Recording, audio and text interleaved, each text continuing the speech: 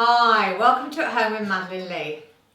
More recipes for the smorgasbord. So as people are walking in on Christmas Eve or popping in the afternoons any time over Christmas, you want to say, have a biscuit. And so you want to make ginger biscuits because that's what they do in Sweden. Now this isn't any ginger biscuit recipe, this is my mum's special ginger biscuit recipe and I'm going to show you how to make it.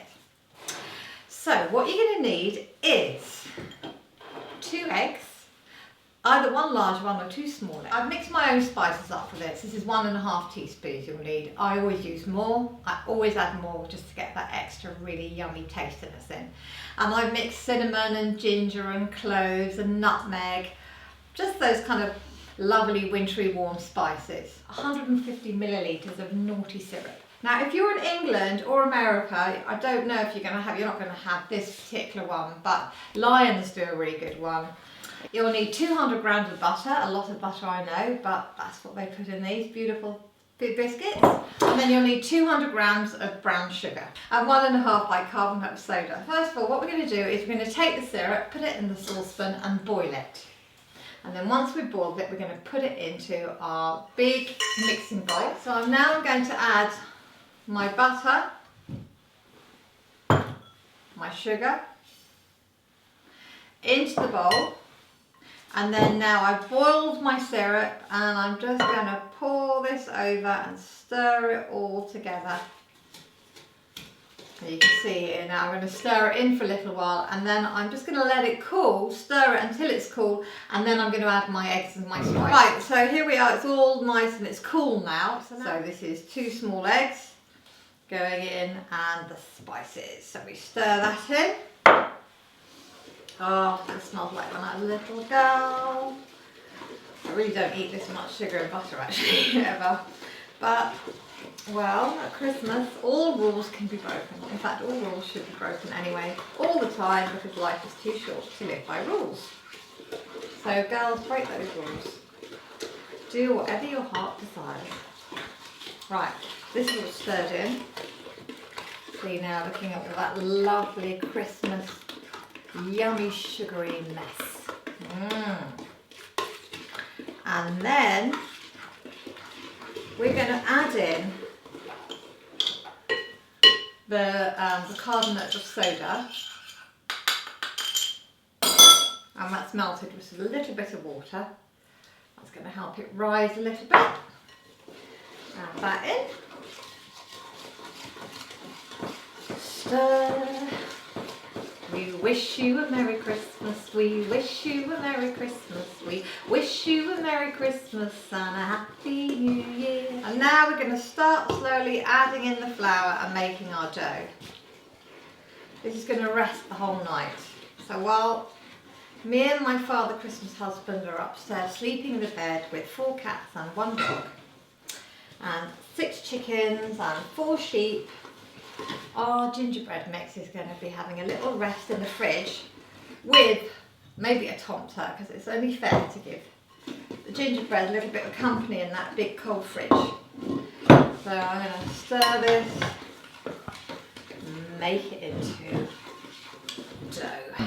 Okay, so this dough is all right and ready to just go into the fridge, and then I shall see you in the morning. Sleep well.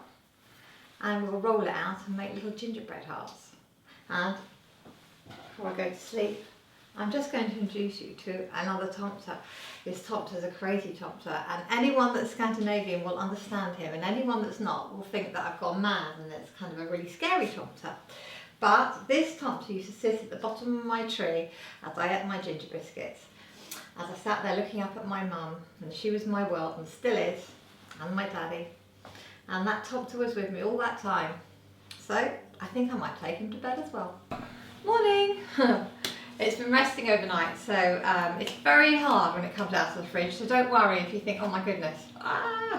You just need to really make it into a nice pliable dough so you can start using the cutters.